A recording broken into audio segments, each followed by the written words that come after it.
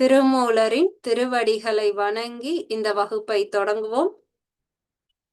நம்ம மூன்றாம் தந்திரம் பார்த்துட்டு இருக்கோம். அதுல முதல் தலைப்பு அட்டாங்க யோகம் ஆரம்பிச்சோம். அட்டாங்க யோகத்துக்குள்ள 8 நிலைகள் சொல்லியிருந்தாங்க. முதல் நிலை யமம், இரண்டாவது நியமம், மூன்றாவது ஆதனம், நான்காவது பிராணயாமம், 5 பிரத்யாகாரம், ஆறாவது தலைப்பு தாரணை. இப்ப 7வது தலைப்பு வந்துட்டோம், தியானம். இந்த தாரணைக்கும் தியானத்துக்கும் என்ன வித்தியாசம் அப்படின்னா, பிரத்யாகாரமும் தாரணையும் கிட்டத்தட்ட ஒரே மாதிரி இருந்துச்சு. இப்ப அடுத்து பார்க்க போற தியானமும் தாரணையும் கிட்டத்தட்ட ஒரே மாதிரி தான் நமக்கு புரிதல் இருக்கும். பிரத்யாகாரத்துல என்ன பார்த்தோம்? நம்மளுடைய ஐம்புலன்களையும் கொண்டு வந்து ஒரு இடத்துல நிப்பாட்டும் போதுதான் மனம் அந்த இடத்துல நிக்கும். அப்ப பிரத்யாகாரம் ஐம்புலன்களையும் உள்ள கொண்டு வரும். அது வரைக்கும் நம்ம இயமம் நியமம் எல்லாமே இந்த வெளி உடலுக்கான பயிற்சி. ஆசனமும் வெளி உடலுக்கான பயிற்சி. பிராணயாமத்துல தான் இந்த வெளி உடல்ல இருந்து லைட்டா நம்மளுடைய கவனத்தை உள் உடலுக்கு செலுத்தணும். பிரத்யாகாரத்துல அந்த உள் உடல்லையே ஐம்புலனையும் நிப்பாட்ட முயற்சி பண்ணோம். வெளிநோக்கி ஐம்புலன்களும் செல்லாம உள்நோக்கி கொண்டு போய் நிப்பாட்டுறதுக்கு பயிற்சி பண்றது பிரத்யாகாரம்.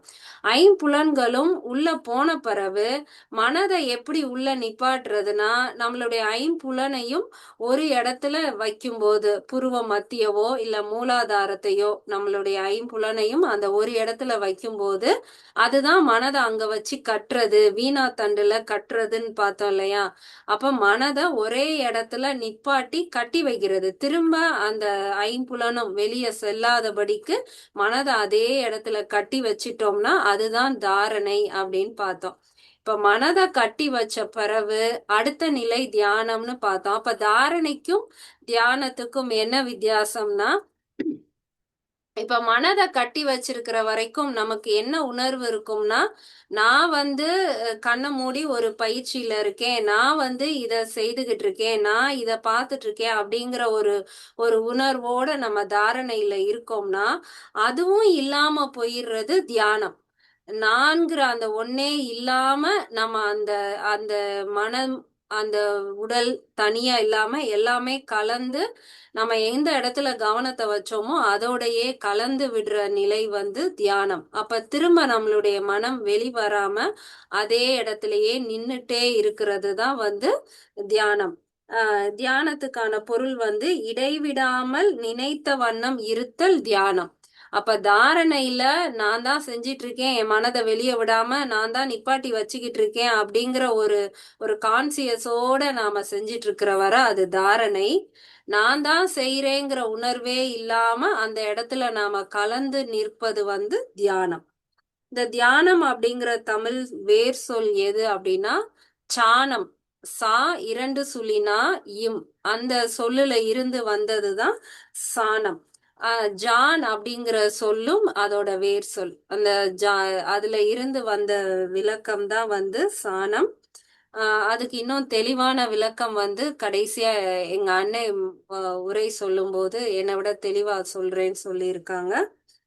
இப்ப இன்னைக்கான பாடல் பார்க்கலாம். அதற்கு முன்னாடி தாரணையில நம்ம கடைசி பாடல் எதோட நிப்பாட்டணும்? ஏன்னா அதுல இருந்துதான் அடுத்து தியானம் ஆரம்பிக்கிறாரு. தாரணையில கடைசி பாடல் 597வது பார்க்கலாம். அரித்த உடலை ஐம்பூதத்தில் வைத்து பொருத்த ஐம்பூத சத்தாதியில் போந்து தெரித்த மனதின் சத்தாதியிற் செல்ல தரித்தது தாரணை தற்பரத்தோடே. அரித்த உடலை அப்படின்னா இந்த உடல் அழிய போகுது, கொஞ்சம் கொஞ்சமா அரிச்சுக்கிட்டே போகுது. அந்த உடலை கொண்டு போய் ஐம்பூதத்தில் வைக்க, பஞ்சபூதங்களுக்குள்ளேயும் வைக்க, பொருத்த ஐம்பூத சத்தாதியில் போந்த, அந்த ஐம்பூதங்களையும் கொண்டு போய் சத்தாதியில் வைக்க. சத்தாதிங்கிறதுக்கான விளக்கம் பார்த்துட்டோம். ஐம்புலன்கள் அந்த ஞானேந்திரியங்களால நமக்கு கிடைக்கக்கூடிய உணர்வு தன்மாத்திரைகள்னு பேரு. அதுக்குதான் இன்னொரு பெயர் சத்தாதி. அதுல கொண்டு போய் பொருத்துறாரு. அதாவது கண்ணை கொண்டு போய் ரூபத்திலையும் காதை கொண்டு போய் சத்தத்திலையும், நாசிய கொண்டு போய் அந்த நறுமணம்ங்கிறதுலையும், அதுக்கு இன்னொரு பெயர் கந்தம், கந்தம்லையும், அப்புறம் ஸ்பரிசத்தை தோல் கொண்டு போய் ஸ்பரிசத்திலையும், நாவ கொண்டு போய் ரசம் அந்த சுவையிலையும் பொறுத்துறாரு. அதுதான் சந்தாதியில் போந்த. அதுலயும் இது எல்லாமே எதுக்குள்ள அடங்கும்? பஞ்சபூதங்களும் எப்படி ஆகாய பூதத்துக்குள்ள அடங்குதோ அது மாதிரி அனைத்துமே அந்த சத்தத்துக்குள்ளேயும் அடங்கிவிடும்.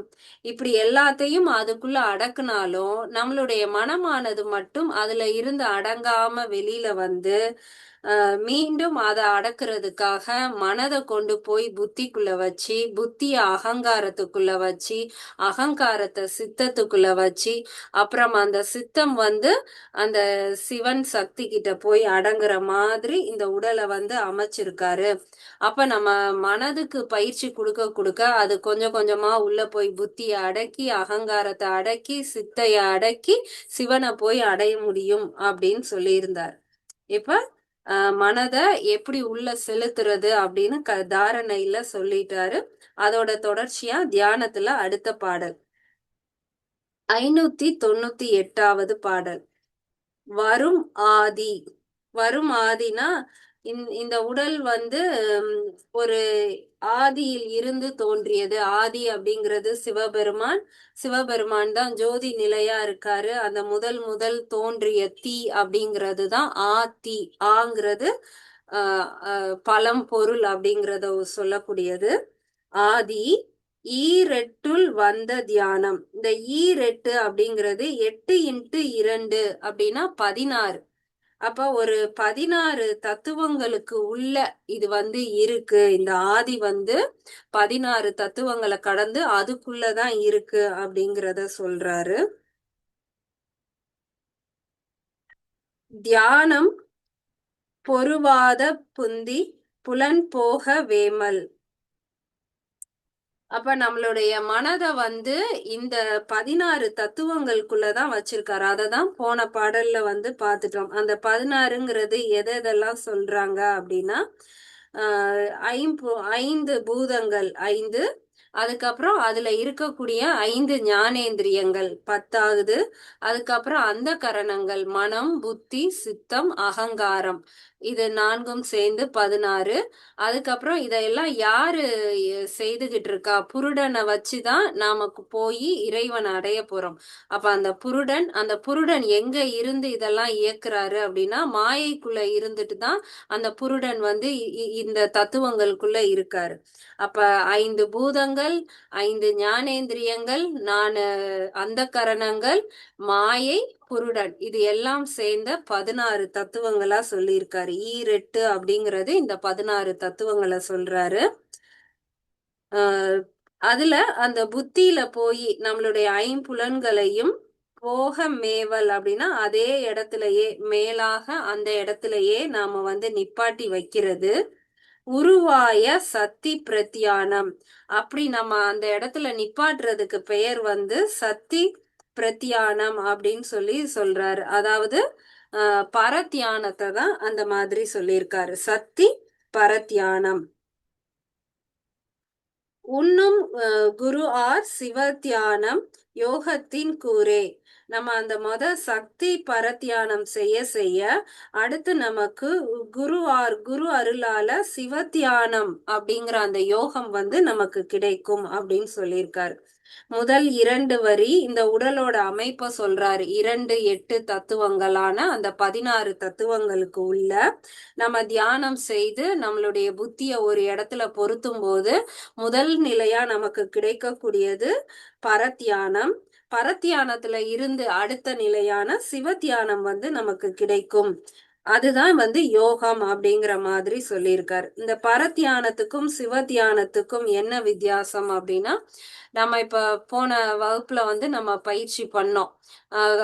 நம்ம கண்ணை மூடி நல்லா நிமிர்ந்து உட்கார்ந்துட்டு லம்பிகை முத்திரை, சாம்பவி முத்திரை எல்லாம் வச்சுட்டு கீழே இருந்து ஒரு ஆற்றல் அப்படியே மேல எலும்பி வர மாதிரி பாருங்க அப்படின்னு சொல்லி, அப்புறம் வந்து மணிப்பூரக சக்கரத்துல அந்த ஆற்றலை கொஞ்ச நேரம் நிப்பாட்டிட்டு கற்பனையா அதை பாருங்க அந்த மாதிரி சொன்னோம். அப்புறம் அதை அப்படியே மேல வந்துட்டது மாதிரியும் புருவ மத்திக்கு வந்த மாதிரியும் அங்க இருந்து அமிர்த நீர் சுரக்கிற மாதிரியும் இப்படியெல்லாம் பாருங்க பாருங்க அப்படின்னு சொல்லி நம்ம ஏதோ ஒரு உருவத்தை வந்து நம்ம கொண்டு வந்து அதை பார்த்து தியானம் பண்ணோம். நம்ம நல்லா நிஜமா பார்க்கல. ஆனா நம்ம வந்து பார்த்தோம். கற்பனையா ஒரு உருவத்தை பார்த்து நம்ம வந்து தியானம் பண்ணோம். அப்ப உருவ நிலையில நம்ம பண்ணக்கூடிய தியானத்துக்கு பேரு தான் பரத்தியானம். சக்தி பரத்தியானம்னு சொல்றது உருவ நிலையா பண்றது. ஆரம்ப காலத்துல நம்ம அப்படிதான் பயிற்சி பண்ணுவோம். இப்போ ஒரு ஒரு சின்ன குழந்தைகிட்ட நம்ம காருன்னு எதை காமிப்போம்னா, புக்ல ஒரு கார் படம் போட்டிருக்கும். அததான் காருன்னு காமிப்போம். புக்ல ஒரு ஏரோப்ளேன் படம் போட்டுருச்சுன்னா இதான் ஏரோப்ளேன்னு காமிப்போம். ஆனா அது வளர வளர அந்த குழந்தைக்கு தெரியும். அது வந்து வெறும் புக்ல வரக்கூடியது. உண்மையான கார் வந்து எப்படி இருக்கும்னு அதுக்கு ஒரு அறிவுக்கு எட்டும் போது தெரியும். அதே மாதிரிதான் இப்ப நமக்கு வந்து குழந்தை மாதிரி அறிவுக்கு வந்து எட்டல. அதனால கற்பனையா நம்ம ஏதோ ஒரு உருவம் கொடுத்து கொடுத்து அந்த தியானத்துல பயிற்சி பண்றோம். அடுத்து நமக்கு ஒரு முதிர்ந்த நிலை வரும்போது இது இறைவன் வந்து இந்த உருவத்துக்குள்ளலாம் அகப்பட மாட்டான். உருவத்தை தாண்டின ஒரு நிலையில இருக்கான் அப்படின்னு நமக்கு உணரும் போது அதுதான் வந்து சிவத்தியானம். அந்த அந்த இடத்துல நமக்கு எந்த உருவமும் இருக்காது. இறைவனை நாம வந்து அருவமா பார்த்து தியானம் பண்ண ஆரம்பிப்போம். அப்ப தியானத்துல முதல் நிலை பரத்தியானம், இரண்டாவது நிலை சிவத்தியானம். அப்ப 2 விதமான தியானங்கள் இருக்கு. இப்ப நம்ம வந்து இந்த நம்ம ஹிந்து அப்படிங்கிறதையே விட்டுட்டு நம்ம ஒரு கிறிஸ்டியனோ முஸ்லிமா இருந்தாலோ நம்ம வந்து தியானம் பண்ணன்னு உட்கார்ந்தா நம்மளுடைய கற்பனையில நம்ம வந்து ஜீசஸோட உருவம் அந்த சிலுவையை தான் நம்ம நினைச்சு நாம வந்து தியானம் பண்ணுவோம். அப்ப அது வந்து பரத்தியானம். அடுத்து நாள் ஆக ஆக அந்த அந்த வடிவமே போய் அவங்க அந்த இறைநிலையோட உணரும் போதுதான் அது வந்து சிவத்தியானம். அந்த இடத்துல நம்ம வந்து கிறிஸ்டின்ங்கிற உணர்வும் போயிருது, முஸ்லீம்ங்கிற உணர்வும் போயிருது, எல்லாமே போய் அந்த இடத்துலதான் நம்ம வந்து இறைவன் ஒருவன், ஜாதி மதம் எதுவுமே இல்லை அப்படிங்கிறத நம்ம அந்த இடத்துலதான் போய் உணர்றோம். அப்ப அதுதான் வந்து சிவ தியானம், மேலான தியானம், அருவமா இருக்கக்கூடியது. அதுக்கு முன்னாடி நாம இப்ப பயிற்சி பண்ணி நம்ம பாக்குறது உணர்றது அது எல்லாமே பரத்தியானம். இன்னொரு தடவை பார்க்கலாம். வரும் ஆதி ஈரெட்டுள் வந்த தியானம். நம்ம முந்தைய பாடல்ல பார்த்தது போல ஈரெட்டு ஆன 16 தத்துவங்களுக்குள் ஆதி பொருளான சிவபெருமானை வைத்து நாம் தியானம் செய்வதற்கு பொருவாத புந்தி புலன் போக மேவல். நம்மளுடைய மனம் புத்தி அனைத்தையும் ஒரு இடத்தில் ஐம்புலனோடு நாம பொருத்தி இருந்து தியானம் செய்ய உருவாய சக்தி பரத்தியானம். முதல் நிலையாக சக்தி தியானம் என்று சொல்லப்படக்கூடிய அந்த பரத்தியானம் கிட்டும். உண்ணும் குரு ஆர் சிவத்தியானம் யோகத்தின் கூரே. இரண்டாவது நிலையாக சிவத்தியானமான அந்த பரத்தியானம் உருவ நிலையில் செய்யக்கூடியது. குரு அருளால் நமக்கு கிடைக்கக்கூடிய அந்த சிவத்தியானம் அருவ நிலையில் நாம செய்யக்கூடிய அந்த யோக நிலை அப்படின்னு கூறியிருக்காரு. இப்ப இதே பாடலுக்கு வந்து இன்னொரு விதமான பொருளும் வந்து எங்க அண்ணன் வந்து சொன்னாங்க. அத கடைசியா முடிக்கும் போது எங்க அண்ணனே வந்து இன்னும் கொஞ்சம் தெளிவா எக்ஸ்பிளைன் பண்ணட்டும். நம்ம இந்த ஒரு பொருளோட முடிச்சுக்கலாம்.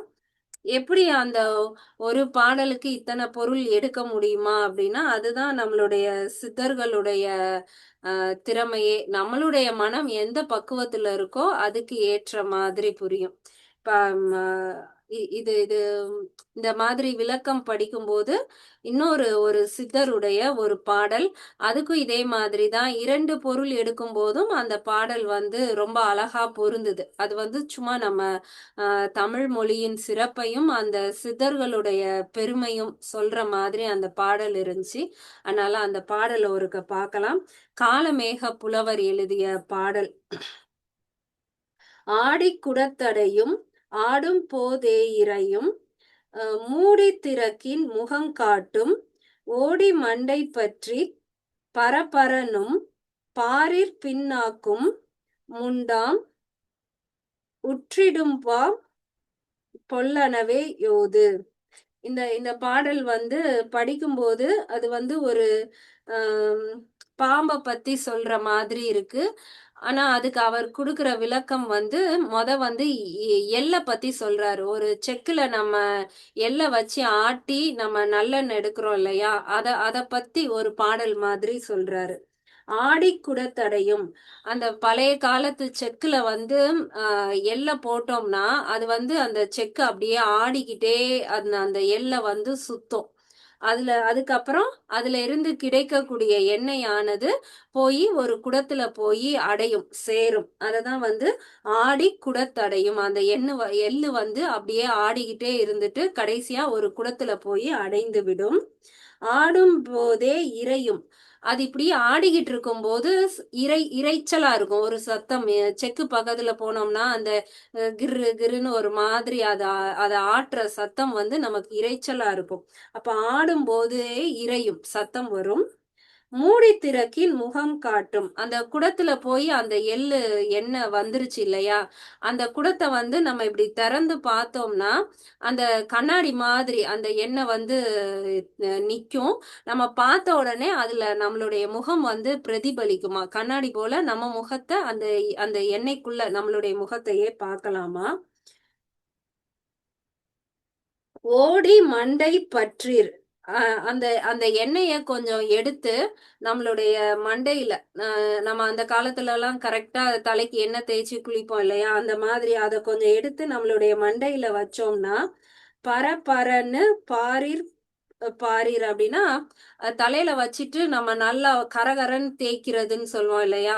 அததான் வந்து சொல்றாரு. பரபரன்னு நம்ம அந்த எண்ணெய வச்சு தேய்ச்சோம்னா, அ நம்ம உடம்புல இருக்கிற சூடு, அந்த வெப்பம், நோய் அது எல்லாமே நம்மள விட்டு போயிருமாம். அந்த அளவுக்கு தேய்ச்சோம்னா. அடுத்து பின்னாக்கும் உண்டாம். அதுக்கப்புறம் இந்த செக்குல இருந்து எண்ணெய் எடுத்த பிறகு என்ன கிடைக்கும்? புண்ணாக்கு கிடைக்கும். மாட்டுக்காக நம்ம இது பண்றோம் இல்லையா? அந்த புண்ணாக்கும் கிடைக்குமாம். உற்றிருப்பாம் பொல்லனவே யோது. அந்த புண்ணாக்கும் நமக்கு வந்து பிரயோஜனமா இருக்கும். அந்த எண்ணெயும் நமக்கு பிரயோஜனமா இருக்கும். அப்படிங்கிறத ஒரு பாடல் மூலமா அவர் வந்து சொல்லியிருக்காரு. இப்ப இதே பாடலுக்கு அவர் திரும்பவும் வந்து விளக்கம் குடுக்குறாரு. இப்ப வந்து பாம்ப வச்சு அவர் வந்து விளக்கம் குடுக்குறாரு. "ஆடி குடத்தடையும்" அந்த பாம்பாட்டி வந்து பாம்ப வச்சுக்கிட்டு வித்த காட்டும்போது, அந்த பாம்ப வெளியில விட்டு அப்படியே அ அ அந்த மகுடிய ஆட்ட அந்த பாம்பும் ஆடிக்கிட்டே இருக்கும். அதுக்கப்புறம் குடத்தடையும்னா, அந்த பாம்ப வைக்கிறதுக்கு ஒரு சின்ன பெட்டி மாதிரி வச்சிருப்பாரு இல்லையா? அதத்தான் குடம் அப்படின்னு சொல்றாரு. ஆடி முடிச்சிட்டு அந்த பாம்பு அந்த குடத்துக்குள்ள அடைஞ்சிருமாம். ஆ ஆடும்போதே இரையும். அது ஆடும்போது பார்த்தோம்னா, இஸ்ஸுன்னு அந்த அதோட மூச்சு காற்ற ஒரு மாதிரி சத்தம் குடுத்துக்கிட்டே, தலைய தூக்கிட்டே அது ஆடுமாம். ஆடும்போது சத்தம் குடுக்குமாம். மூடி திறக்கின் முகம் காட்டும். அந்த பெட்டிய வந்து மூடிர்றாங்க இல்லையா? மூடுன பிறகு அத திறந்தோம்னா, டக்குன்னு அதோட தலைய தூக்கி அதோட முகத்த வந்து காட்டுமாம். மூடி திறக்கின் முகம் காட்டும். ஓடி மண்டை பற்றீர். அ அந்த பாம்பானது ங்க நம்ம கவனிக்கல அப்டின்னா, அதோட மண்டையோட சேர்த்து நம்மள வந்து சுத்திக்குமாம். தலைய வச்சு அது வந்து நமக்குள்ள சுத்திக்குமாம்.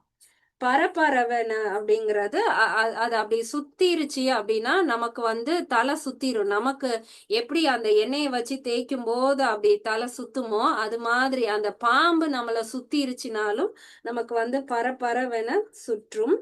பாரிற் பின்னாக்கும் உண்டாம். அந்த பாம்புக்கான சிறப்பே என்னன்னா, அந்த நாக்கு வந்து பின்னாக்காம். பின்னாக்குங்கிறது பிளவுபட்ட நாக்கு. அந்த இடத்துல பின்னாக்குங்கிறதுக்கு புண்ணாக்குன்னு விளக்கம் குடுத்தாரு. இந்த இடத்துல அதோடைய நாக்கு பின்னாக்கு அப்படின்னு விளக்கம் குடுக்குறாரு. "உற்றிருப்பாம் பொல்லனவே யோது." அ அந்த அந்த அளவுக்கு அ ஒரு விஷம் தன்மை கொண்டது அந்த பாம்பு. அதையும் நம்மளால அடக்க முடியும் அப்படின்னு சொல்லி அவரும் வந்து அந்த குண்டலினி யோகத்துல அது வரும்போது தான் இந்த பாம்ப பத்தி வந்து சொல்லி, அடுத்து அந்த பாம்பு எப்படி அ ஏறும் அந்த பயிற்சிய பத்தி தான் அவருமே வந்து சொல்லியிருக்காரு. இரண்டுமே ஒரே பாடலுக்கு தான் 2 விதமான அர்த்தம் சொல்றாங்க. அப்ப அந்த சித்தர்கள் வந்து எத வேணாலும் எதோடையும் ஒப்பிட்டு அவங்களால பொருத்தி பார்க்க முடியும். எல்லாத்தையுமே மறைமுகமா அந்த பாடல்கள்லயும் குடுக்க முடியும். நம்ம வந்து அந்த நமக்கு இந்த பாம்ப பத்தின ஒரு அ யோசனை இல்லாதவங்களுக்கு அது எல்ல தான் சொல்றாங்கன்னு தோணும். 2யுமே தெரிஞ்சவங்களால அத பலவிதமா கற்பனை பண்ணி பார்க்க முடியும். அதே மாதிரி இந்த பாடலுக்கும் இன்னொரு ஒரு பொருளும் வந்து இருக்கு. இப்ப 599வது பாடல் பார்க்கலாம். கண், நாக்கு, மூக்கு, செவி ஞானக் கூட்டத்துள் பன்னாக்கி நின்ற பழம்பொருளொன்றுண்டு அந்நாக்கினுள்ளே அகண்ட ஒளி காட்டிப் புண்ணாக்கி நம்மைப் பிழைத்ததுவாறே பிழைப்பித்தவாறே. கண், நாக்கு, மூக்கு. கண்ணு, நாக்கு, மூக்கு, செவி. அந்த 5 ஞானேந்திரியங்கள்ல 4 வந்து சொல்லியிருக்காரு. கண்ணு, நாக்கு, மூக்கு, செவி. இப்ப இந்த 4மே எங்க இருக்குன்னா, நம்மளுடைய தொண்டைக்கு மேல இருக்கு. அப்ப இது எல்லாமே எங்க தொண்டையோட வந்து இணையுது. அதனாலதான் தொண்டைக்கு படிக்கிற டாக்டரை வந்து இஎன்டி ஸ்பெஷலிஸ்ட்னு ஐஇ, நோஸு, இயரு, த்ரோட்டு எல்லாம் வந்து ஒண்ணு சேரக்கூடிய இந்த இடம். அப்ப கண், நாக்கு, மூக்கு, செவி, ஞான கூட்டத்துள் அப்படின்னா இந்த 4 ஞான புலங்களும் வந்து ஒண்ணு கூடக்கூடிய இடம். பன்னாக்கி நின்ற பழம்பொருள் ஒன்றுண்டு. பன்னாக்கினா நம்மள வந்து பண்படுத்தக்கூடியது, நம்மள மாற்றக்கூடியது, அந்த மாதிரியான ஒரு பொருள். பன்னாக்கி நின்ற இந்த செயலை செய்யக்கூடியது. ஏன்னா நம்ம பிறவிதோறும் பல வினைகளை செய்துகிட்டே வாரோம். நம்மள கொஞ்சம் கொஞ்சமா பண்படுத்திக்கிட்டே வாராரு சிவபெருமான். அப்ப பன்னாக்கிங்கிறது நம்மளை யாரு பண்படுத்த போறான்னு, யார நம்ம மேல அந்த அளவுக்கு அக்கறை எடுத்து செய்ய போறாருன்னா சிவபெருமான் தான் செய்ய போறாரு. இப்ப பன்னாக்கி நின்ற அப்படிங்கிறது அவர் தான் நிக்கிறாருன்னு சொல்றாங்க. அவருக்கு இன்னொரு மொழியா பழம்பொருள் அப்படின்னு சொல்றாரு. அப்ப அவர்தான் ஆதி பொருள் அப்படின்னு நம்ம தெரிஞ்சுக்கிட்டோம். அவர்தான் பழமையான பொருளும் கூட. பழம்பொருள் ஒன்று உண்டு. அவர் ஒருவர் தான் அந்த இடத்துல இருக்காரு. நம்மளுடைய த்ரோட் சக்கரால சிவபெருமான் நிக்கிறாரு. அண்ணாக்கினுள்ளே அகண்ட ஒளி காட்டி அவரு அங்க அங்க எந்த இப்ப தொண்டையில இருக்காரு அப்படின்னா இன்னும் கரெக்டா எந்த இடத்துல இருக்காரு அப்படின்னா அண்ணாக்கினுள்ளே. அண்ணாக்குன்னு நம்ம சொல்றோம் இல்லையா, உள்ள ஒரு உள்நாக்கு ஒண்ணு தொங்கிட்டு இருக்கும். அதுக்கு அதுதான் வந்து அண்ணாக்கு. அண்ணாந்து குடி அப்படின்னு சொல்றது எல்லாமே அந்த இடத்தை நாம சொல்றோம் இல்லையா, அந்த இடத்துல அண்ணாக்கினுள்ளே அதுக்குள்ள இருக்காரு. அங்க என்ன இருக்கு, இந்த கழுத்தே இவ்வளோண்டா இருக்கு. அதுக்குள்ளயும் அண்ணாக்கு இவ்வளோண்டா இருக்கு. சின்னதா இருக்கு. அதுக்குள்ள சிவபெருமான் இருக்காருன்னா, அவர் எப்படி இருக்காருன்னா, அகண்ட ஒளி காட்டி. அந்த இடத்துல ஒரு அகண்ட அப்படின்னா, மிகப்பெரிய ஒரு வெட்ட வெளி. அந்த இடத்துல ஒரு வெளி இருக்கு. அதுக்குள்ள அவர் வந்து ஒரு ஜோதியா இருக்காரு. ஒளி காட்டி இருக்காரு. புண்ணாக்கி நம்மை பிழைப்பித்தவாறே. புண்ணாக்கி அப்படிங்கிறது அந்த பாடல்ல பார்த்த மாதிரிதான் 2 பொருள் எடுத்துக்கலாம். புண்ணாக்கினா இந்த உடலை புண்ணாக்குறது. நம்ம சும்மா காலையில எந்திரிச்சோம், ரிலாக்ஸா குளிச்சோம், பாட்டு கேட்டோம், அப்புறம் வந்து உட்கார்ந்து தியானம் பண்ணியோ பயிற்சி பண்ணியோலாம் நம்மளால அந்த உள்ள இருக்கக்கூடிய இறைவனை அடைய முடியாது. புண்ணாக்கினா இந்த உடலை வருத்தி சோறு தண்ணி இல்லாம தூக்கம் இல்லாம 24 மணி நேரமும் அவனை அடையணுங்கிற அந்த ஒரு வேகத்திலே இருந்து விடாமுயற்சியோட நாம இது பண்ணோம். அதுதான் புண்ணாக்கி. இந்த உடலை வருத்தி தான் நாம போய் அடைய முடியும். நம்மை பிழைப்பித்தவாறே. அப்படி போய் நாம அங்க சிவபெருமான அடைஞ்சிட்டோம் அப்படின்னா அவன்தான் வந்து மேலானவன். அவன்தான் நமக்கு அந்த பிறப்பற்ற நிலை, இறப்பற்ற நிலையை தரப்போறவன். அவன்தான் அங்க இருக்கான். அத போய் நாம உணரலாம். இதுக்கே இன்னொரு விளக்கமும் என்ன இருக்குன்னா, அண்ணாக்கினுள்ளே அகண்ட ஒளி காட்டி. அங்க இந்த இடத்துல இருக்கக்கூடிய சிவபெருமான நீ எப்படி அடையலாம்னா, மூலாதாரத்துல இருக்கக்கூடிய உன்னுடைய குண்டலினி சக்தியை கொண்டு வந்துதான் அங்க இருக்கக்கூடிய இறைவனை நீ அடைய போற. புண்ணாக்கிங்கிறது அந்த அந்த பிளவுபட்ட நாக்கையும் புண்ணாக்கு அப்படின்னு சொல்றாங்க. எதுக்கு பிளவுபட்டு இருக்கும்னா, அந்த குண்டலினி அப்படின்னு சொல்லக்கூடிய அந்த பாம்பினுடைய ஆற்றல தான் சொல்றாங்க. அது மேல எழும்பி வந்து அந்த இடத்துல நமக்கு அதுதான் நமக்கு வந்து அந்த ஒளிய காட்டப்போது. அப்ப அது மூலமா தான் நமக்கு வந்து அந்த இரவா நிலை கிடைக்கப் போது அப்படிங்கிறதையும் இந்த பாடல்ல நம்ம சொல்லி இருக்கிறது போல உணரலாம். அப்ப முதல் பாடல்ல என்ன சொல்லியிருக்காரு? 2 விதமான தியானம் இருக்கு அப்படின்னு சொல்லியிருக்காரு. இந்த பாடல்ல என்ன சொல்லியிருக்காரு? இந்த இடத்துல ஒரு ஜோதி இருக்கு. அத போய் நீ அடையலாம் அப்படின்னு சொல்லியிருக்காரு. இன்னும் வந்து தியானம் எப்படி பண்ணணும், என்ன அப்படிங்கிறத இன்னும் சொல்லல. இப்ப இந்த பாடல இன்னும் ஒரு தடவ பார்க்கலாம். கண், நாக்கு, மூக்கு, செவி ஞானக் கூட்டத்துள். கண்ணு, நாக்கு, மூக்கு, காது ஆகிய 4 ஞான இந்திரியங்களும் சேரக்கூடிய இந்த தொண்டை பகுதியான கூட்டத்துள், பன்னாக்கி நின்ற பழம்பொருள் ஒன்று உண்டு. நம்மளை பண்பாக்கக்கூடிய பழமையான பொருளாகிய சிவபெருமான் ஒருவர் அதனுள் இருக்கிறார். அண்ணாக்கினுள்ளே அகண்ட ஒளி காட்டியே. அண்ணாக்கிற்கும் உள்ளாக ஒரு சிறு துளைக்குள் அகண்ட வெளியில் ஜோதி உருவமாக இருக்கிறார். புண்ணாக்கி நம்மை பிழைப்பித்தவாறே. இந்த உடலை நாம் வருத்தி அந்த இறைநிலையை அடையும் போது நமக்கு அந்த பிறப்பற்ற நிலை, அந்த யோக நிலை நமக்கு வாய்க்கும். 600வது பாடல். ஒண்ணா நயனத்தின் உற்ற ஒளி தன்னை கண்ணாரப் பார்த்துக் கலந்து அங்கு இருந்திடில்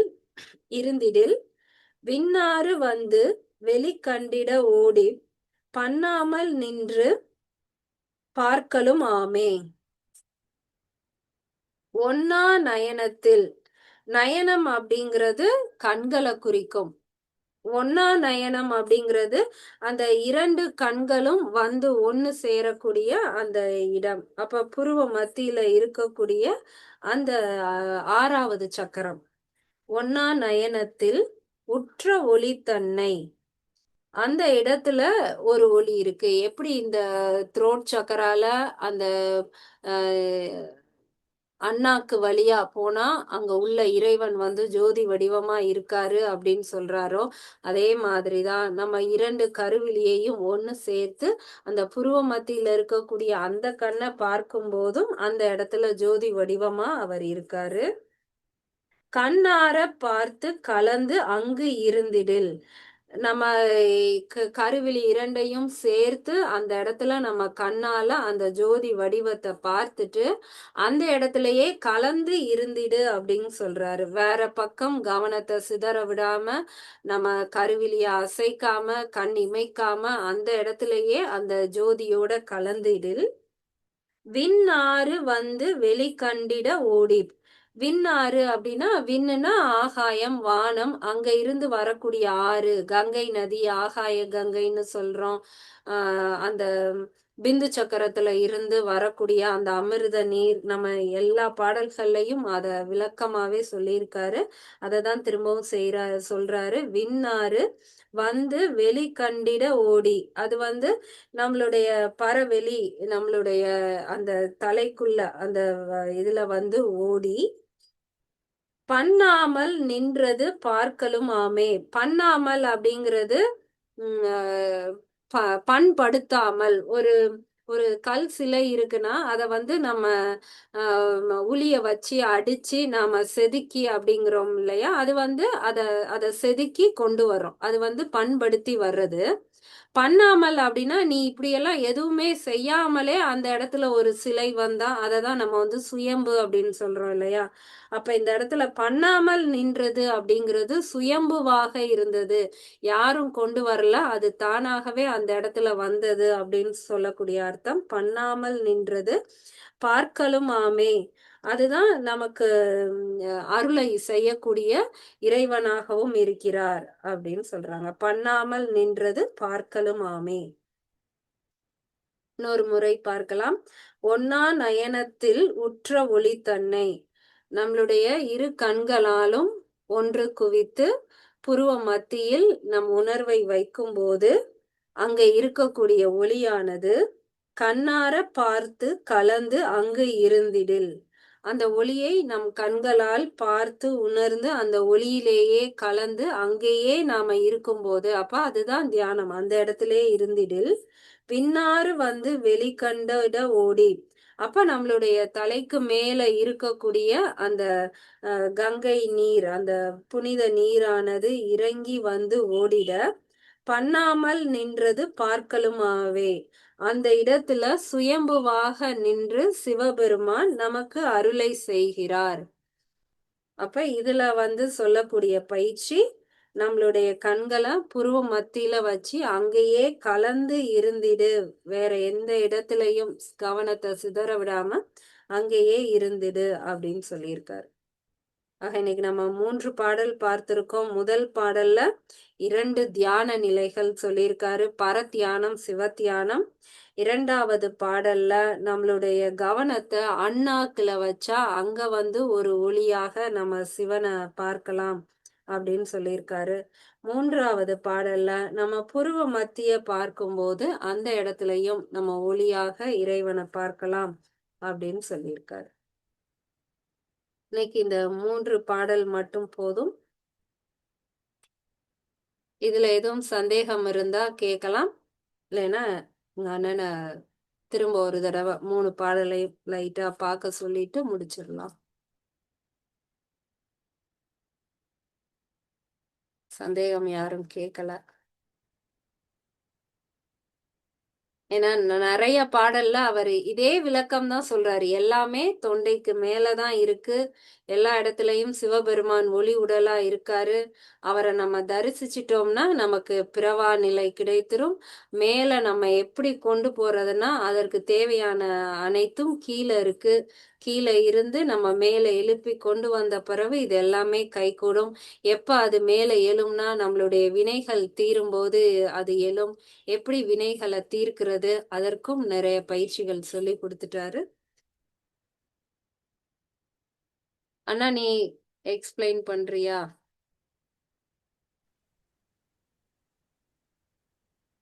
சொல்லுண்ணா. மக்களே வணக்கம். பிரியா, நீ சொன்னதே நல்லா இருந்தது. 3 பாட்டு இன்னைக்கு பார்த்துருக்கோம். 600 முடிச்சிட்டோம் இல்லையா? 3600 600 முடிச்சிட்டா 20% முடிச்சாச்சு அப்படின்ற மாதிரி தான். அதான் அந்த சக்ஸஸுக்கு, வெற்றிக்கு 20 and 80 ரூல் அப்படின்பாங்க. அது 80/20 அல்லது 20 + 80 ரூல், இதுதான் சக்ஸஸ் அப்படின்பாங்க. 20% இன்புட், 80% அவுட்புட், அதுதான் சக்ஸஸ் அப்படின்பாங்க. நம்மளால எல்லாமே தெரிஞ்சுக்க முடியாது. ஆனால் 20% நமக்கு தெரிஞ்சாலும் நம்ம பயிற்சி, நம்ம முயற்சினால ஒரு 80% பண்ணிட்டோம்னா அதுதான் சக்ஸஸுக்கு வழி அப்படின்பாங்க. அது மாதிரி நமக்கு 20% தெரிஞ்சிருச்சு. இனிமேல் நம்ம வந்து பயிற்சியில் ஒரு 80% காமிச்சோம்னா நமக்கு சக்ஸஸ் தான். இதுவே பெரிய விஷயம்தான். 20% நம்ம முடிச்சதே பெரிய விஷயம்தான்.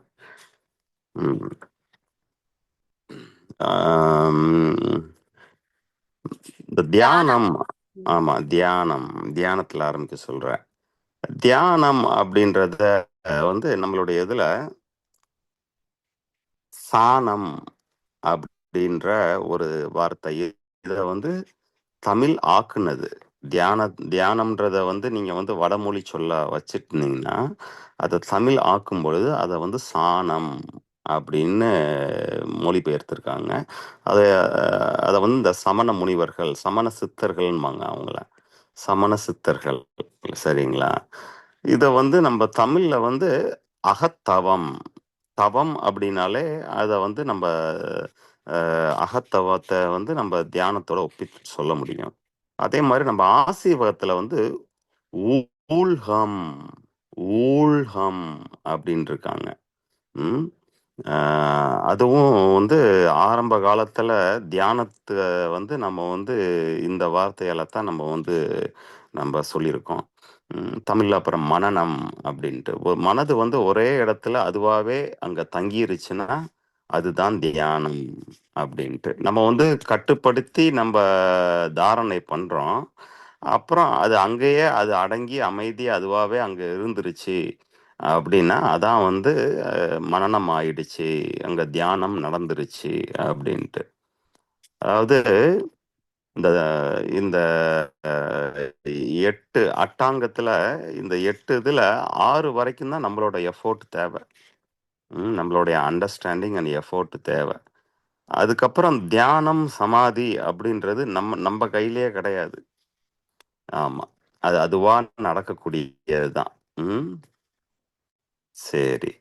இப்ப என்ன பிரியா, இந்த 3 பாட்டுக்குமே பார்க்கணுமா, இல்ல அப்படியே ஜென்ரலா அப்படி பார்த்து பேசிடலாமா, இல்ல அப்படியே பொருத்தி இல்ல அந்த பார்க்கணுமா? பாட்டை மட்டும் கூட பார்க்கலாம். அதுக்கு தானே 2 பொருள் இருக்கு. அது வந்து என் மனசுக்கு அப்படிப்படுது இல்லையா? ம் ஈரட்டு அப்படின்றத பல இதா சொல்லுவாங்க. ஈரட்டு சுவாசம் அப்படின்பாங்க. அதாவது நம்ம கால் பெருவிரல்ல இருந்து நம்ம மூக்கு வரைக்கும் அது ஒரு எட்டு. அது எப்படின்னா கால் பெருவிரல்ல இருந்து அந்த மணிப்பூரகம். மணி பூரகம் அப்படின்னா வந்து சன் சக்ரா, நேவல் சக்ரா. அந்த இடத்துல மீட் ஆகி மூக்குல முடிகிறது பார்த்தீங்கன்னா 8 மாதிரி இருக்கும். அதான் வந்து கீழ் மூச்சு. ம் ம், அதோகதி அப்படின்றது. பரகதி அப்படின்றது தான் மேல் 8. மூக்குல இருந்து அந்த ஆக்ஞ சக்கரத்துல முடிச்சு போய் அப்புறம் உச்சியில போய் முடிகிறது தான் மேல் 8. அதான் வந்து ஈரெட்டு சுவாசம். இதுதான் வந்து அந்த நாங்க படிக்கக்கூடிய அந்த சாகா கலை, வேகா கால், அந்த சுவாச பயிற்சிக்குரிய வாசி பயிற்சிக்குரிய இது வந்து ஈரெட்டு சுவாசம் அப்படின்பாங்க. வந்து கீழே உள்ள 8 சுவாசம். மூக்கு, மணிப்பூர் சக்கரம், பெருவிரல்ல தான் வந்து கீழெட்டு. அதை சீர்படுத்திட்டு அதுக்கப்புறம் தான் மூக்குக்கு மேல இருக்கக்கூடிய பாதையை சீர்படுத்துவது தான் இந்த ஈரெட்டு சுவாசம். இப்ப அந்த ஈரெட்டு அப்படின்றத பல இதா இது பண்ணலாம். 2 8 இல்லையா அப்படின்னு நம்ம சொல்லலாம். ஈரெட்டை பிரியா சொன்ன மாதிரி 2 × 8ன்னு சொல்லலாம் இல்லையா? அதான் வந்து அதான் நம்மளுடைய மொழி. நம்ம மொழி வந்து அற்புதமா இந்த சித்தர்கள் வந்து கையாண்டிருக்காங்க. இத வந்து ஒவ்வொரு பாட்டுலயும் அவர் வந்து அந்த பயிற்சி, அதாவது டெக்னிக், அந்த பயிற்சி, அதோட அர்த்தம் எல்லாத்தையுமே அவர் வந்து மறைமுகமா சொல்றாரு. நீ தமிழ நல்லா படி, தமிழ கத்துக்க கத்துக்க உன்னுடைய பயிற்சியில உனக்கு உணர்வு வர வர இந்த பொருள் வந்து மாறிக்கிட்டே இருக்கும். ம் அப்படின்றது தான் வந்து திருமந்திரம். இந்த மந்திரத்துக்கு பின்னாடி ஒவ்வொரு பாடல்லையும் தந்திரம் இருக்கு அப்படின்றத தான் நான் உணர்றேன். சரி. அதாவது நிறைய புத்தகத்துல வந்து இந்த முதல் பாடல்ல என்ன சொல்றாங்கன்னா, 2 வகையான தியானம் இருக்கு. ஒண்ணு வந்து உருவு இல்லையா? உருவமா பரத்தியானம். இன்னொன்னு வந்து அருவமா சிவத்தியானம் அப்படின்ட்டு 2 வகை அப்படின்றாங்க. ஆனா நான் வந்து இது என்ன பார்க்குறேன்னா, 2 நிலைகள் 2 ஸ்டேஜஸ் ஆஃப் தியானம் இருக்கிறதா தான் நான் நினைக்கிறேன். அதாவது யோகத்தின் கூறே யோக யோகா யோகம் பண்ணுவதோட கூறு என்னன்னா, முதலாவதாக அதான் வந்து என்ன சொல்றாருன்னா, உருவாய சக்தி பரத்தியானம் முன்னும்னா வருவது உனக்கு பரத்தியானம். உண்ணும்ன்றத சில புஸ்தகத்துல போட்டிருக்கு. சில புஸ்தகத்துல உருவாய சக்தி பரத்தியான முன்னும் வருவது உனக்கு உருவாக சக்தி பரத்தியானம் தான் ஃபர்ஸ்ட் உனக்கு வரும்.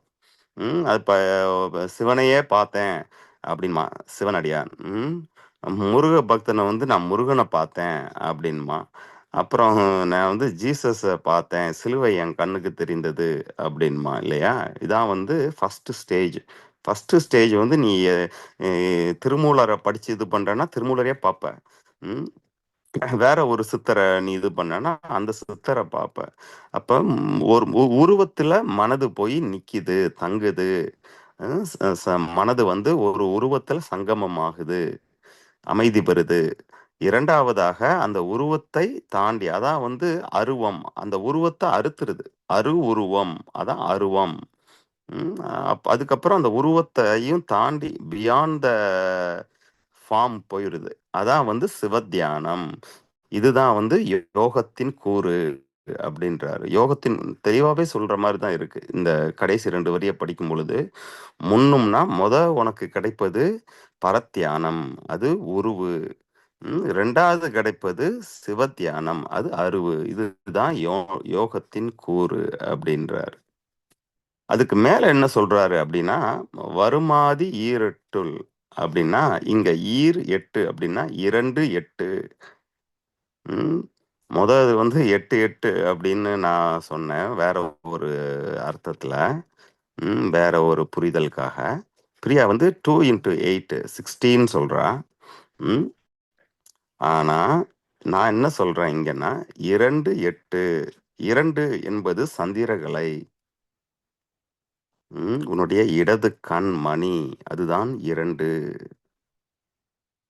8 என்பது உனது வலது நாடி, சூரியகலை, வலது கண் மணி. இதுதான் ஆதி. ஆ என்றால் சவுண்ட், சொல்லு இல்லையா? நம்ம திருக்குறள்ல முதல் குறளா இருந்தாலும் சரி, நம்ம ஔவை எழுதிய ஞான குறளா இருந்தாலும் சரி, குறள் வந்து அந்த அகாரம், ஆனான்ற சவுண்டு தான். பைபிளும் முததே வந்து சவுண்டு, அந்த சவுண்ட்ல இருந்து தான் எல்லாமே வருது அப்படின்றான். வேர்டுன்மா, நம்ம சொல்லுன்றோம், அவன் வேர்டு அப்படின்மா. சரிங்களா? அதான் அப்படின்றது, அதுதான் நாதம். தி அப்படின்னா அதுதான் லைட்.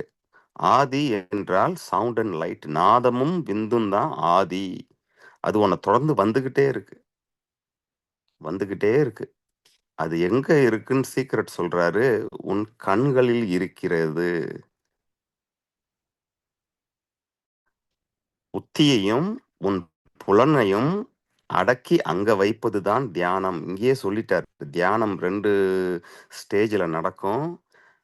அதை எப்படி பண்ணணும்? அது புத்தியையும் புலனையும் மேலோங்காம அதை வந்து அடக்கி இது பண்ணு. அது எங்க இருக்கு? அது வருமாதி ஈரெண்டு. உன் கண் மணி தான் வந்துக்கினே இருக்கு, பல ஜென்மமா உன் கண்மணி. அதான் வந்து அம்மையப்பன். சரிங்களா? இடது கண்ணு தான் அம்மை, வலது கண்ணு தான் அப்பன். எப்பயுமே இடது தான் முன்னாடி சொல்றாரு அவரு. இடது நாசி, இடது எல்லாமே. நம்மளும் பாருங்களேன், அப்பா அம்மையப்பன் தான் சொல்லுவோம். அப்பன் அம்மைன்னு சொல்வது இல்லையா? அப்ப இது இந்த சீக்கிரட்டை சொல்றாரு. உன் கண்கள் தான் ஆதி, உன் கண்ணுக்குள்ளதான் அந்த ஆதி நாதமும் விந்தும் இருக்கு. உன் புந்தினா இங்க புத்தி. புத்தியையும் புலனையும் அங்க வந்து நீ வந்து அடங்கிருச்சுன்னா உனக்கு முதல்ல கிடைப்பது சக்தி என்பது என்ற பரத்தியானம். 2வது உனக்கு கிடைக்கிறது சிவத்தியானம், அதுதான் யோகத்தின் கூறு அப்படின்ட்டு இங்க தந்திரம்.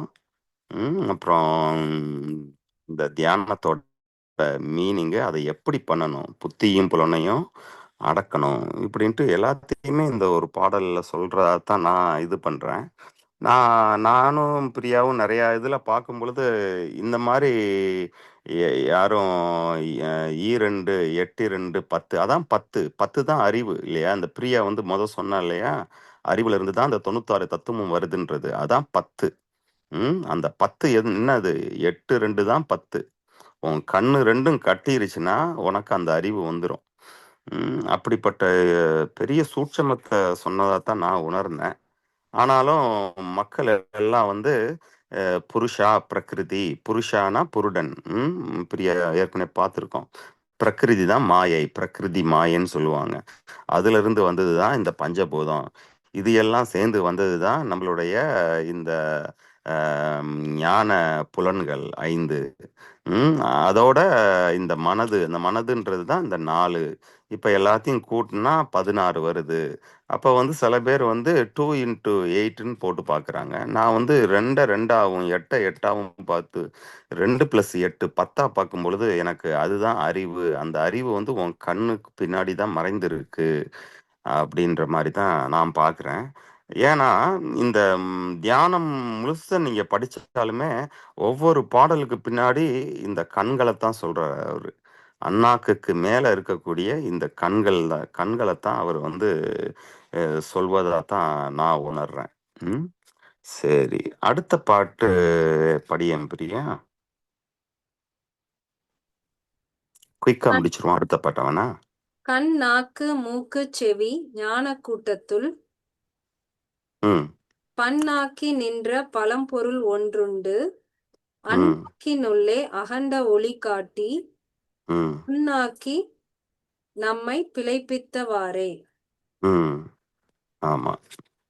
அதாவது கண், நாக்கு, மூக்கு, செவி இது 3மே ஒண்ணா சேரக்கூடிய, ஆமா சாரி, இது 4மே ஒண்ணா சேரக்கூடிய ஒரு இடம் இருக்கு.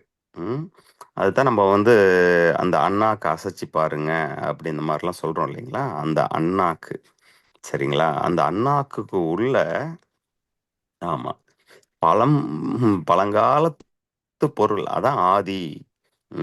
ஆகாரமும் அந்த தீ லைட்டு அதான் வந்து நாதவிந்து. நாதவிந்து அங்கதான் ஒளிஞ்சிட்டு இருக்கு. ம் அத வந்து புண்ணாக்கி, அந்த அண்ணாக்க புண்ணாக்கி இந்த உடம்பெல்லாம் வருத்தி, அதான் சித்தர் வதை. சித்தர் தங்க உடலையே வதை பண்ணிக்கிறாங்க. ம் ரொம்ப கம்மியா சாப்பிட்டு ரொம்ப கம்மியா தூங்கி உடலையே சுருக்கி, ம் அந்த பிண்டத்தையே சுருக்கி அந்த அண்டத்தை பார்க்குறாங்க. அதைத்தான் இங்க சொல்றாரு. அந்த அண்ணாக்குக்கு உள்ளதான் அகண்ட ஒளி இருக்கு. அதான் வந்து அண்டம்.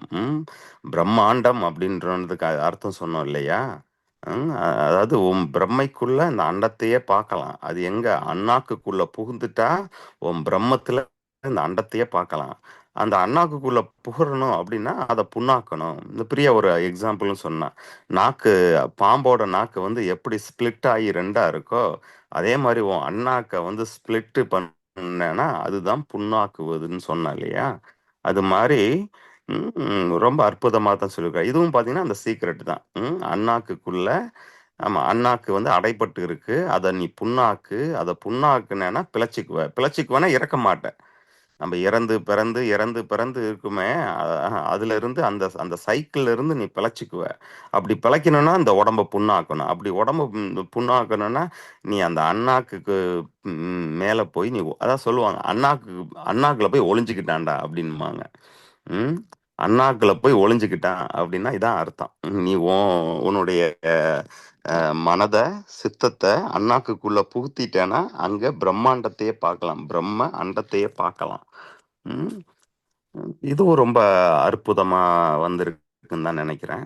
சுருக்கமா சொல்லிட்டேன், ரொம்ப நேரம் எடுத்துக்க வேணாம் அப்படின்ட்டு. சரியா? ரைட். அடுத்ததையும் படிச்சிருப்பியா? அதையும் சொல்லிடுவோம். ஒன்னா நயனத்தில் உற்ற ஒளி தன்னை கண்ணார பார்த்து கலந்து அங்கு இருந்திடில் விண்ணாறு வந்து வெளிக்கண்டிட ஓடி பண்ணாமல் நின்றது பார்க்கலும் ஆமே. சரி, அண்ணா நயம் அப்படின்னா, சாரி, ஒன்னா நயனம் அப்படின்னா ஒன்னா திரியிறாங்க அப்படின்னா அவங்களெல்லாம் பிரிக்கவே முடியாதுன்னு அர்த்தம். புரியுதுங்களா? இந்த நயனத்தை ஒன்னாக்கு அப்படின்னா அதை ரெண்டும் பிரிக்க முடியாதபடி அதை ஒன்னாக்கு. எதை? 2ஐயும் 8ஐயும் ஒன்னாக்குன்றாரு. சந்திரகளையும் சூரியகளையும், அதாவது உன்னுடைய இடது கண்மணியையும் வலது கண்மணியும் பிரிக்க முடியாதபடி ஒன்னாக்கிட்டேன்னா அங்க வந்து ஒளி ஒண்ணு பார்க்கலாம் அப்படின்றாரு. அதான் முதல் சென்டென்ஸ்க்குரியது. 2வது வரி வாசியம் பிரியா. கண்ணார பார்த்து கலந்து அங்கு இருந்திடில். அதாவது இந்த 2 கண்மணியையும் அம்மையும் அப்பனையும் ஒன்னா சேர்க்கிறது. அதான் வந்து கல்யாணம். அம்மா, அப்பாவுக்கு கல்யாணம் பண்ணி பார்க்கிறதுன்னுபாங்க இல்லையா? 60வது வயசுல. அதான் இது. அது உனக்குள்ள நடக்கிறது. உன் 2 கண்ணையும் பிரிக்க முடியாதபடி ஒண்ணாக்கிட்டா, அங்க வந்து ஒரு ஒளி ஒண்ண உணரலாம்.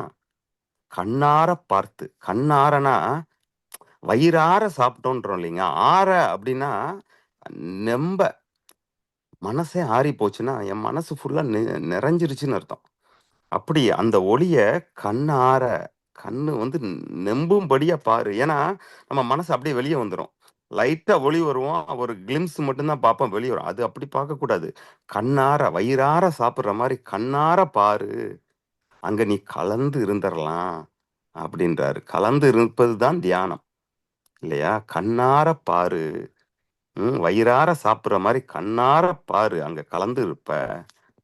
சரி. அடுத்தது. விண்ணூறு வந்து வெளிக்கண்டு விண்ணாறு. விண்ணாறு வந்து வெளிக்கண்டிட ம். ஓடி. ஆமா. அதாவது நம்ம வந்து கங்கை அப்படின்றது இமயத்திலிருந்து வருவது அப்படின்பாங்க. இதத்தான் கங்கை நீரைத்தான் வந்து புனித நீர் அப்படின்பாங்க. தலையிலிருந்து வர்றதுதான் புனித நீர் அப்படின்பாங்க. அதைத்தான் விண்ணாறு. புனித ஆறு வந்து உடம்பெல்லாம் நிறைக்கும். அதை அப்படியே பார்த்துக்கிட்டே இரு அப்படின்ற அப்படி. அதான் வந்து இமயம் அப்படின்றதே உன் இமையின் மையம். இமையின் மையமே இமயம். அங்கதான் கண்ணாறு. புனித ஆறு கங்கை அங்கதான் வருது. அதான் சிவனோட தலையில இருந்து கங்கை வருவதா சொல்லுவாங்க. நீதான் சிவன். அதோட டெக்னிக்க சொல்றாரு. 2 கண்ணையும் ஒண்ணா பூட்டு. சின்னதா ஒளி வரும். அந்த ஒளிய கண்ணார பாரு. அதுக்கப்புறம் தலையில இருந்து ஆறு. கங்கையே அதான் விண்ணாறு. விண்ணாறு தான் கங்கை. பல இதுல வந்து அந்த கங்கை, ஆகாய கங்கை அப்படின்றாங்க. அமுத வெள்ளம் அப்படின்றாங்க. இது நம்ம பல இதுல நம்ம பல பேர்ல பார்த்துருக்கோம். விண்ணாறு இது ஒரு ரொம்ப பியூட்டிஃபுல்லா இருக்கு. போன ஒரு இதுலயும் விண்ணிலிருந்து பெஞ்ச மழைன்ற மாதிரி ஒன்று சொல்லியிருப்பாரு இல்லையா? வானத்திலிருந்து பிளந்துகிட்டு பெய்யுது இல்லையா? ம், அப்படின்னு சொல்லியிருப்பாரு. முன்னாடி ஏதோ ஒரு பாட்டுல பார்த்தோம். பண்ணாமல் நின்றது பாக்கலும் ஆமே. என்ன பண்ணிக்கிட்டு இருக்க அப்படின்னு கேக்குறோம் இல்லையா? பண்ணாமல் நின்றது தான் லிங்கத்தை சொல்வது.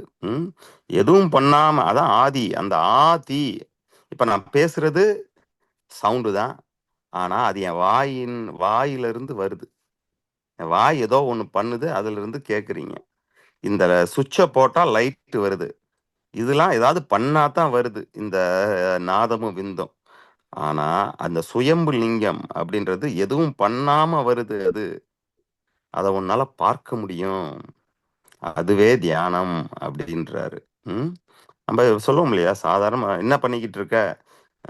செய்வதை தான் நம்ம வந்து பண்ணுவது அப்படின்றோம் இல்லையா? அதே தான் இங்க. பண்ணாமல் நின்றது. ஆமா, சுயம்பா அங்க நிக்கிது ஒண்ணு. அதுக்கு அருவமும் கிடையாது, உருவமும் கிடையாது. உருவமா நிக்குது அது. அதுதான் ஆதி. அதை ஓம்னு வச்சுக்கலாம். அப்படி இல்லைன்னா ஜோதின்னு வச்சுக்கலாம். ஹை ஃப்ரீக்வன்சி, ஒரு பயங்கர ஹை ஃப்ரீக்வன்சி நீ ப்ரொடியூஸ் பண்றேன்னா அதை அதை வந்து அது லைட் ஆயிடும். புரியுதுங்களா? அதை பார்க்க முடியும். ஒரு ஒரு ஜின்னு ஒரு பயங்கர ஃப்ரீக்வன்சி ஆச்சுன்னா அந்த ஒரு ஹை ஃப்ரீக்வன்சியை பார்க்க முடியும். அதுதான் அந்த லிங்கம். லிங்கம் தான் நம்ம தலைக்குள்ள இருப்பது. அங்கதான் ஆதி இருக்கான்.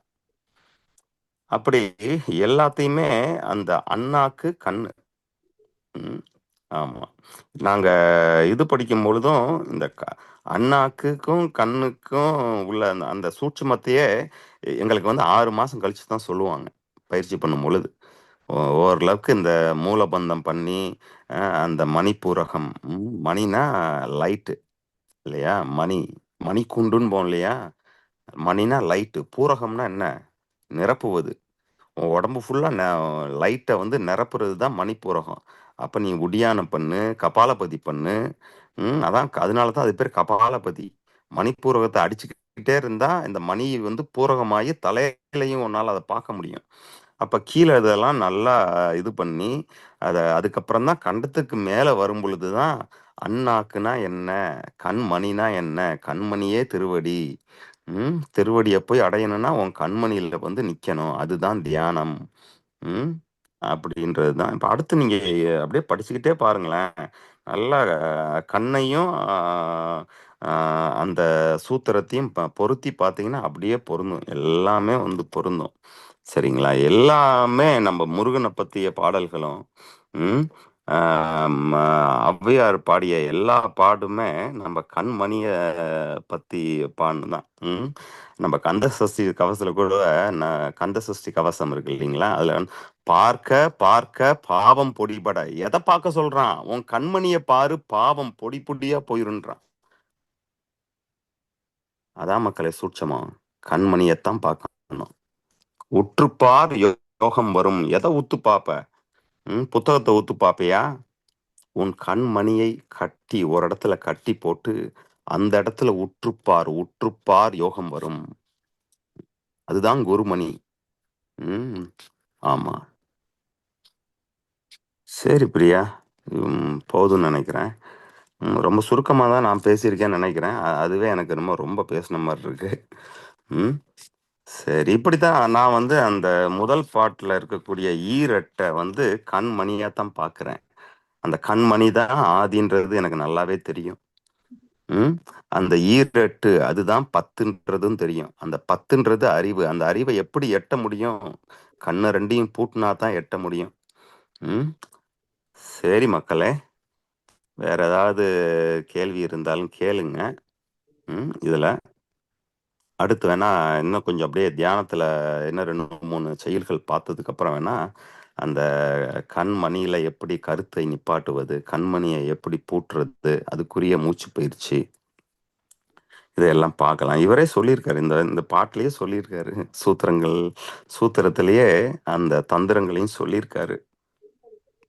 அதே மாதிரி இன்னைக்கு இந்த நேத்தி சூத்திர நேத்தி ஜலநேத்தியோட எதனால பண்ணுறோம், அதை எப்படி பண்ணால் நல்லா இருக்கும், அதோட பெனிஃபிட்ஸ் என்ன அப்படின்னு சொல்லி பிரியா ஒரு ஆடியோ போட சொல்லியிருந்தேன். அதையும் போட்டிருக்கோம். அது இப்போ தான் கொஞ்ச நேரத்துக்கு முன்னாடி தான் பிரியா அப்லோடு பண்ணேன். அதை நல்லா அப்லோட் பண்ணியிருக்கான்னு நினைக்கிறேன். ஸ்லைட்ஸோடையே பண்ணியிருக்காவ. டைம் இருந்தால் அதையும் பயிற்சி பண்ணுறவங்க அதை கொஞ்சம் நீங்கள் பார்த்துக்குங்க. பயிற்சி பண்ணுறது இல்லை அப்படின்னா நீங்கள் அந்த குரூப்பில் ஜாயின் பண்ணுங்க. சரிங்களா? இந்த கிரியைகள்ன்றது ரொம்ப முக்கியம். ஆமாம். இதை படித்து நம்ம நம்ம தாய்மொழியில் இருக்கக்கூடிய மகத்துவத்தை மட்டும் தெரிஞ்சுக்கிட்டா இந்த குரூப்லேயே நீங்கள் இருந்துக்கலாம் இல்லையா? ஆமாம். அந்த இங்கே வந்து காட்டத்தான் முடியும், அங்கே வந்து கொலக்கட்டை இருக்குன்ட்டு. அந்த பயிற்சிக்கு வந்தீங்கன்னா கொலக்கட்டையை வாயிலேயே உங்களுக்கு ஊட்டி விட்டு சுவைச்சு பாருங்கன்னு சொல்லுவோம். சுவைச்சு பார்க்க ஆசைப்படுறீங்களா, இல்லை இங்கே தூரத்துலேருந்து பார்க்க ஆசைப்படுறீங்களான்றதை பார்த்து நீங்கள் முடிவு பண்ணிக்கோங்க. சரி மக்களே, ஏதாவது கேள்வி இருக்கா, இல்லைன்னா ஏதாவது பேசணும்னு நினச்சிங்கன்னா சொல்லுங்கள், ஏதாவது பேசலாம். இன்னைக்கு பாடல்கள் ரொம்ப அற்புதமாக வந்திருக்கு. 600 முடிச்சிருவோன்றனால தான் முதல் 2 தான் பிரியா யோசிச்சுட்டு இருந்தா, 600 முடிச்சிருவோம் அப்படின்ட்டு.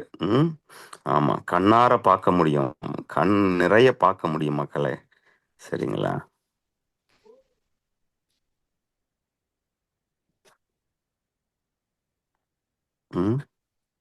சொல்லுவார் அடுத்து, கண்ணாடி மாதிரி, கண்ணாடியில் உன் முகத்தை பார்க்குற மாதிரி கடவுளை பார்க்கலாம் அப்படின்பா. அப்படி எல்லாம் கண்ணு தான் உங்களுக்கு. ஆமாம். நம்ம இந்த சூட்சுமம் எல்லாத்தையுமே அந்த எழுத்து அந்த அதாவது எண் மூலமாக தான் சொல்லியிருப்பாங்க. அதனால தான் வள்ளுவரும் எண்ணென்ப ஏன எழுத்தென்ப, ஔவையாரும் ஆமாம் எண்ணும் எழுத்தும் அப்படின்பா. அப்படி எண்ணு தான் அதுக்கப்புறம் தான் எழுத்து. ஆமாம். சரிங்களா? எழுத்து கூடி வாசிக்க முடியாதவன் வந்து அவன் பிழைக்க மாட்டான். ஆனால் கணக்கு ஒழுங்கா தெரிஞ்சுக்கிட்டவன் அவன் பிழைச்சிக்குவான். ஆமா, அதான் எண்ணு எழுத்தும் அப்படின்னு. எண்ணுக்கு பின்னாடி எழுத்து இருக்கு. அதான் அகாரமும் உகாரமும். இந்த 2 8 தான் அகாரமும் உகாரமும். அந்த அகாரமும் உகாரமும் சேர்ந்தது தான் ஔ அப்படின்றது. நம்ம தொல்காப்பியர் சொல்லியிருப்பாரு இல்லையா, அகாரமும் உகாரமும் சேர்ந்தா ஔகாரமாகும். அதனால தான் ஔவையார். ஔவையார்னா அறிவு, அறிவு உள்ள ஒரு பெண்மணின்னு அர்த்தம். அந்த ஔவை நம்ம எட்டி பிடிக்கணும்னா நம்ம 2 கண்ணையும் கட்டணும் மக்களே. கட்டுவோம், மெதுவா பயிற்சி பண்ணுவோம். பேசுறதுக்கு நிறைய இருக்கு. பேசி ஒரு புண்ணியமும் கிடையாது. ஆமா. சரி, நான் சந்தேகம் இல்லைன்னா கிளாஸ் முடிச்சிடலாம். சரி பிரியா.